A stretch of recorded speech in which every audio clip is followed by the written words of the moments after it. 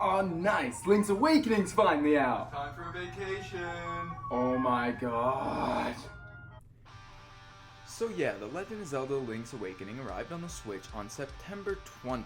Sorry, Untitled Goose Game, your time is later, you chair-stealing dimwit.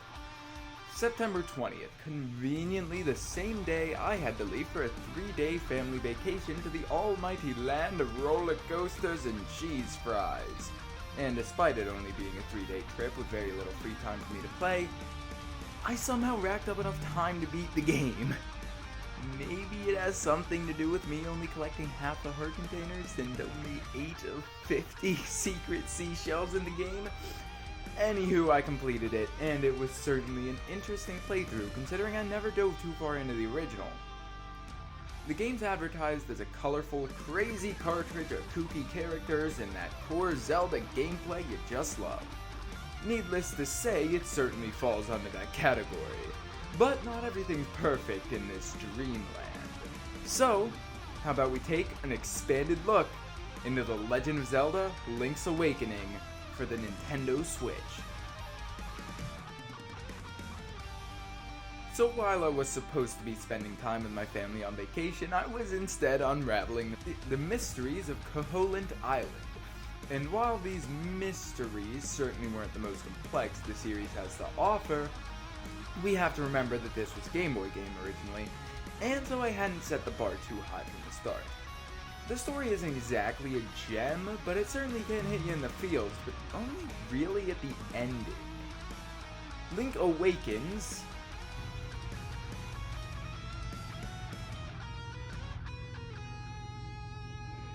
Pun totally intended.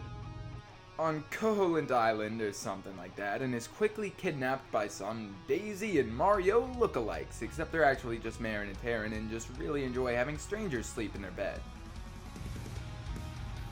Listen, I won't judge. Link leaves the house and is mercilessly attacked by Gox. And also a chainsaw for some reason, because implementing Mario enemies in a Zelda game is perfectly acceptable. Talk to kids who somehow know extremely dark secrets but won't explain them further because they're just kids. Explore Mabe or Mabe, however it's pronounced, village some more, reclaim your big ol' sword, and you're all set to head to the mysterious forest. There you'll meet an owl that serves no purpose whatsoever. The real prize here is this handsome hunk of cheese raccoon who's so smoking hot you just gotta spray your fumes all over him, and oh god, it's Mario. Never mind that, let's go. Little by little, Link completes dungeons, gaining cryptic information from both owl statues and the bosses of said dungeons, and acquires the sacred instruments of Koholint Island. You get to enslave a lady, kidnap a dog, work a chicken absolute exhaustion, meet Luigi, realize that Luigi's actually a cock-loving thief, and I just realized they actually spelled thief wrong in the script. I spelled it wrong in the script, despite the fact that it was my save file name. That's right, if you steal any item from the shopkeeper, not only does he unleash the power of a gosh darn god upon Link's cul-de-sac little face, but your file is permanently renamed Thief in all caps. And I felt so bad about it the whole game, which is why I immediately went to steal the bow and arrows too. Once a thief, always a thief, am I right? Let's get back on track here. Around halfway through the game, you begin realizing that Koholint Island is but a dream dreamt up by the dreamy windfish. And if Link were to wake it, Marin, Terran, all the villagers, animals, the chicken pilfering Luigi, and the dozens of Mario enemies in this game, seriously, why are there so many? Would all disappear forever. Oh, and Kirby. Also Kirby. Don't forget Kirby. Never forget Kirby. Alas, Link hath gathered the sacred instruments and defeated the nightmare of Koholint. Now he is sleeping in the ocean. That's really not a good idea, Link. You're gonna drown. Oh god, it's too late. And the passing of the windfish and Marin as a seagull overhead signifies the passing of our dear friend close to our hearts, Thief. Now, the game plays just like any 2D Zelda would, but I find the option of using only 8 directions in this day and age a tad strange, and it was honestly a bit offsetting at first. But after 3 long days of what was supposed to be vacationing, I've gotten used to it. Aside from that, the game controls pretty great. The only thing is, everything feels so tightly crammed together. I understand having a small world map, but I swear to highly, I can't use my super cool Pegasus boots for more than 2 seconds without giving Thief terminal brain damage. I get why it's so crammed. I mean, look at the original game, but even A Link Between Worlds, which was basically a remake of A Link to the Past, felt at least a little more spacious than this. I can't complain too much though, because I really do like the seamless transitioning between rooms and areas as a whole, and the island being so small and traversable honestly adds to the cutesy aesthetic for me. All the items are, well, items. I mean, they act as they would in just about any other Zelda game, but can we please talk about how overpowered the boomerang is? Screw getting Captain America a shield, you don't need defense if you got this thing. None of the areas in the game felt too special to me. They weren't bad or anything, just didn't stand out, that's all. And one thing I noticed while making this video, why is the cemetery smack in the middle of the island? And I'm sure by this point anyone watching this knows I'm not exactly a completionist by any means, and to stress that fact even more, drum roll please. And no, I am not editing the drum roll in. You guys do it yourself. I want to see some support. I never even went to the Rapids ride. I enjoy 100%ing certain games, but with games like Zelda, I generally pass. The dungeons, just like the areas, didn't really stand out in any specific way, and yet, despite that, even though I may not remember much about them, aside from completely destroying Eagle's Tower all Wrecking Crew style, I still remember having more fun in those dungeons, admittedly, than anywhere else in the game. They were just really fun to me. Plus, seeing the wacky boss designs and names about as creative and inspired as the new Super Mario Bros. Series nowadays always gives me a laugh. I mean, Evil Eagle at least rolls off the tongue well enough, but Anglerfish the Anglerfish? Come on! To be fair, they did at least increase the difficulty of the Anglerfish battle from the original game, where it just sat there like a fish out of water. But I don't know if it's made harder due to the fact that the fish actually moves now, or just because it's so stupidly difficult to accurately swing a sword underwater in this game. The whole game really isn't that difficult, coming from someone who died 12 times anyways.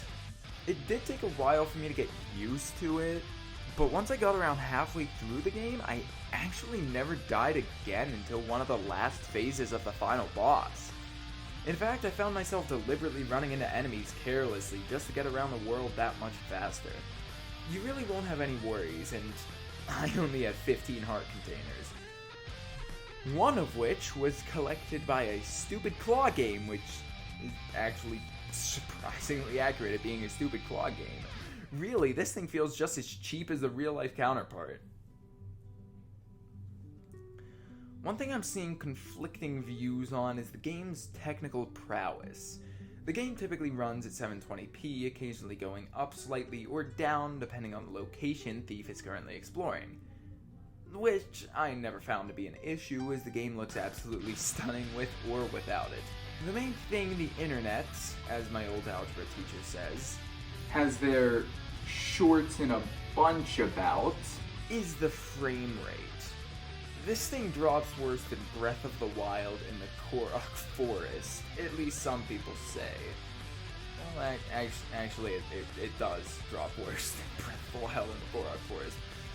But many people make a bigger deal over it than others. I personally never had much of a problem with it, but then again, unless a game is virtually unplayable due to graphical or technical issues, I usually don't mind all that much. Aside from the dungeons, there were two other focal points in the game to me. The music, which is almost always a point of interest for me. Unless I'm playing something like Yoshi's New Island, where I'd rather toss this thing off a cliff after verbally abusing it for being a disappointment to its family.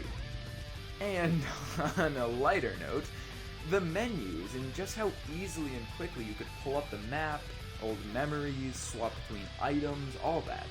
I never found myself dwelling here, stumbling over which buttons to press to get to which section of the menu like I do in other games. If I needed to swap between items every time I switched rooms in a dungeon, it would never feel tedious. The map itself is fantastic too. It looks relatively simple, but after you fill parts in, it's actually more helpful than meets the eye. I didn't always know exactly where to go, so what would I do? I'd pull out Mr. Map and figure it out. For instance, trying to remember where a dungeon was is made surprisingly simple just by checking the map, zooming in, and searching for its little artwork. Same goes for owl statues, any other points of interest, and I even found myself using it to finish the trade quest, because for some reason I just could not find my way to that mermaid statue.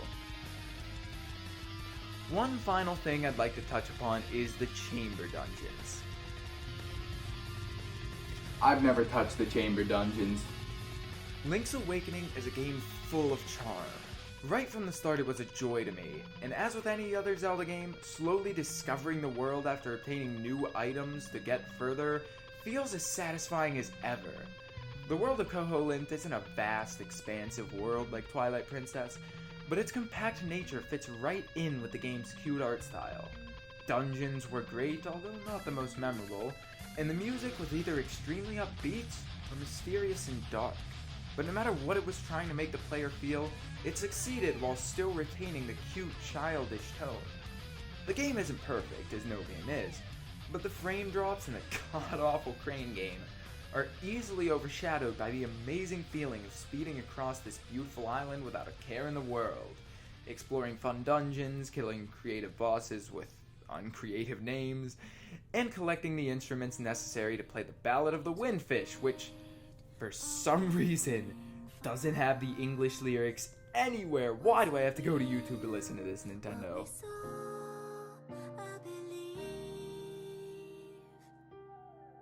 Lost in dreams, we sleep on, tossing and turning. Stay with me.